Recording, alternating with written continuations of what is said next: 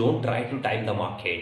Friends, stock market which is highly volatile in the nature, it will always go through the cycles of ups and downs. Corrections are part of every equity market. Every investors, they wants to buy at low and they want to sell at high. Friends, that's absolutely not possible. I would like to give some example. Covid ಸಂದರ್ಭದಲ್ಲಿ Nifty ಬಂದ್ಬಿಟ್ಟು 12,000 ಇಂದ 7,500 ವರೆಗೂ correction ಆಗಿತ್ತು. It was one of the best investment option. ಆದರೆ ಕೇವಲ ಬೆರಳೆಣಿಕೆಯಷ್ಟೇ ಜನ ಮಾತ್ರ ಆ ಸಂದರ್ಭದಲ್ಲಿ ಇನ್ವೆಸ್ಟ್ಮೆಂಟ್ ಮಾಡಿದರು. ಕಾರಣ ಏನಂತಂದರೆ ಬಿಕಾಸ್ ಆಫ್ ಫಿಯರ್.